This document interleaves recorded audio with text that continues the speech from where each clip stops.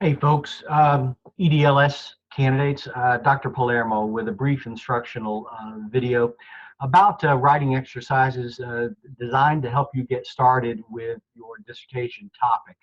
How does one go about choosing a topic for a dissertation? Um, well, very carefully.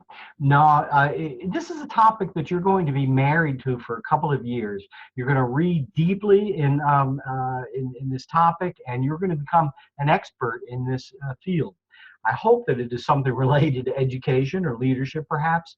And most Gardner-Webb dissertation candidates do some form of action research where they're digging deeper and applying some um, well, digging deeper and investigating a phenomenon usually related to some form of education. But what kinds of topics? Well, I can tell you that I'm reading dissertations right now about coaching, about differentiation, about technology, about reading, an awful lot of them about reading. An interesting one that I'm reading right now is support for children of the military. So now this candidate might be just a little bit too close to that topic, but it's something that she's passionate about, and she happens to be located in a base town, Fayetteville, and have access to these schools. So studying the children of the military and how the schools are responding to their needs is a topic that this particular candidate was just passionate about, so she decided to go with that. But how do you narrow down and get to a topic? Well, there are a series of writing exercises here, and we're going to go slowly with this stuff, and I'm going to do some of it as we meet again on March 4th and 5th for our second session. But prior to that time, if you can do two 15-minute brainstorming and writing exercises related to a topic of your interest, this will be a great start in getting you started. And really, there's no substitute for sitting down and walking through these steps. So let me show you just some of this. And this is from a text called The Literature Review by Maki and McAvoy, if I'm reading that correctly. And the PowerPoint is here. I invite you to go all the way through the PowerPoint. We're going to just do stage one, or part of stage one, in the next couple of weeks with a couple of short brainstorming and free writes. If you know what these terms mean, great. If not, it's explained to you. So you're going to choose a research interest, and that's the primary purpose of the writing this week. Select a research interest from an everyday interest. These are steps that we're going to do together later this semester, so don't rush it. Read through it if you want.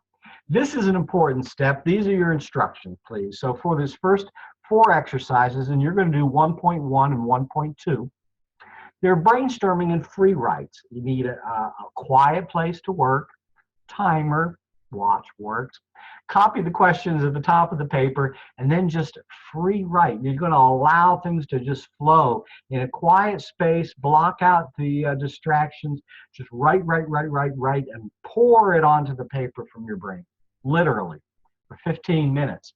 Write simple, independent, declarative statements. Don't worry about spelling or grammar. Spend about 15 minutes on that if you can. You're going to feel like you're exhausted, and keep writing. At the end of the session, set that document aside. Don't even think about it for 24 hours.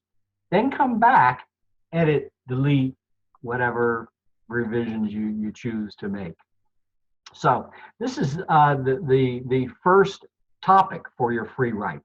When you're ready to do the free write, this is 1.1. Discovering your subject of interest. So at the top, write, what's my interest or issue? What are its parts? What are the key ideas? And that's your first 15-minute brainstorm, okay? Set that aside, come back to it later. This is part 2 that I would ask you to do sometime before March 4th. Sit down with your brainstorming, sit down with your topic, and this is writing 2 on that same topic. So if you're interested in children of the military, what previous knowledge do you have about that? What previous experience do you have? Again, this particular candidate might be biased because she's pretty close to it. She is married to an officer. What predisposes you to certain conclusions or issues of concern? She feels that the schools could do a better job serving these children and understanding them. So she has to acknowledge that bias going in, but again, it is a topic that she's passionate about, can maybe make a real difference. And how you identify or isolate your biases, opinions, feelings, and intuition. This would be much more important if you're tackling a passionate topic, and there's nothing to discourage you from that. But well, think about the politics of your school system when you do tackle that. This is as far as we're going to go right now. I would invite you to brainstorm and do 2 free write sessions, exercise 1 and 2. And then I'd like you to edit that and load your research interest at this time. This does not need to be the research interest that you solidify, that you stick to, but this is going to give you direction then as you're going to the library and beginning to research and dig and find what you can find on the way to becoming an expert in this field. So you can look at all of these different exercises if you want. I'm asking you to select a research topic and try exercises 1.1 and 1.2. After you do that, post an edited version of your research interest. And if you can do that prior to March 4th, along with all the other writing that you have to do, that'll give us some food to work on during March 4th and 5th when we meet again. Thank you. Have a great week.